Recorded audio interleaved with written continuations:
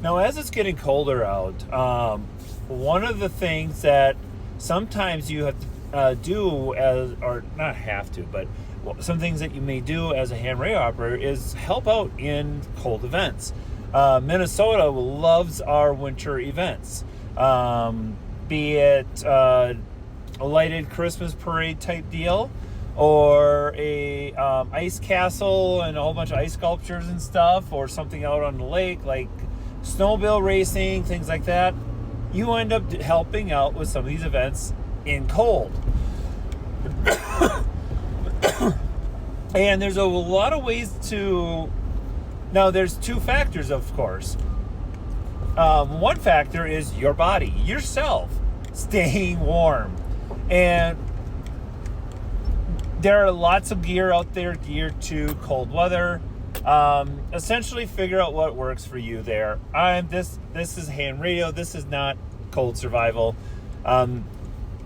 Find someone else who may have suggestions if you find yourself in that situation and don't know what to do. But essentially, layers in all cases.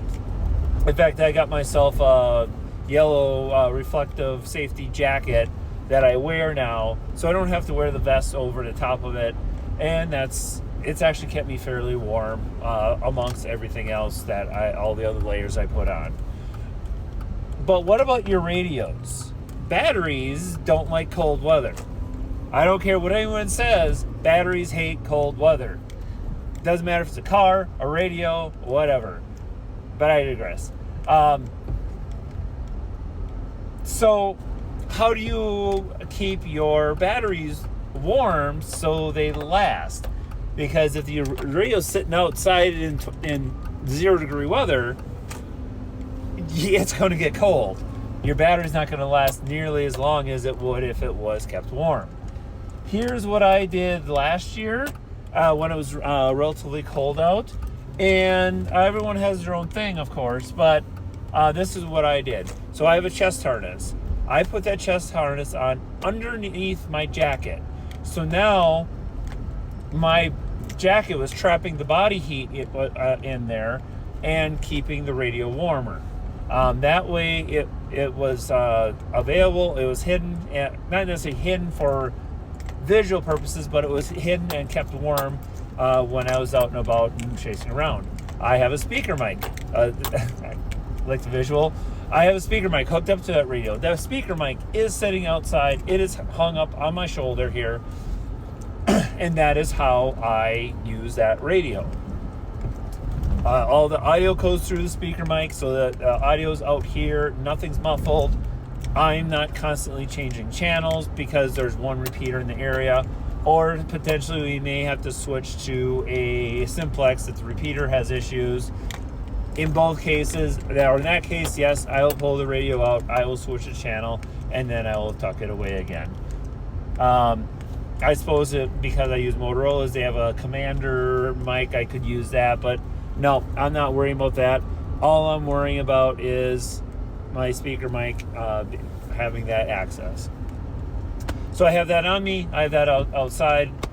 The batteries, the radio is kept warm with the battery on the radio.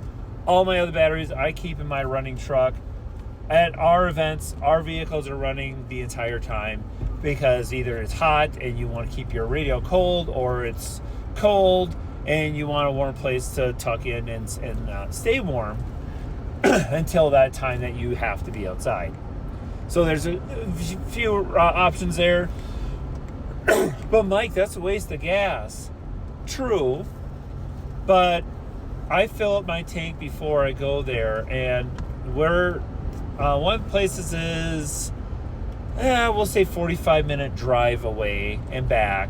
So typically by the end of the night, with my my half-ton V8 engine truck, I am sitting above half a tank. I'm not using a significant amount of fuel. Yeah, there's wear and tear on the motor. There's this, there's that. But I don't have to worry about the battery dying because I have radios, lights flashing, etc. going. All I have to worry about is that everything, or I don't have to worry about any of that stuff. I lock the truck. I can lock the truck with the remote with the key in it, so you still can't get in. Everything's happy. Everything's dandy. Life goes on. So things to consider as you move forward. As we get into these colder temps, especially those of us in the northern half of the continent, Canada, etc. That is how I have found it works best. I don't POTA in winter. Some people do. You just have to kind of expect that the battery's not going to last as long. In most cases, the battery doesn't destroy battery. It just doesn't work as well. Make sure you do your own particular research on those particular batteries to make sure that they last if you're trying to do something like a POTA. Me, I don't like being freezing for very long. I set my radio right in the console. I sit in the back seat and I operate while the truck is running. Beautiful, nice, warm location.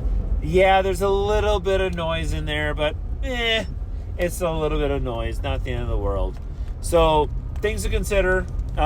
Always think about the cold and how it impacts your equipment. Obviously, snow is never a good thing as it comes to in touch with electronics and things like that. So can take that into consideration as well. So that's all I have for right now. And hope that helps. 7-3.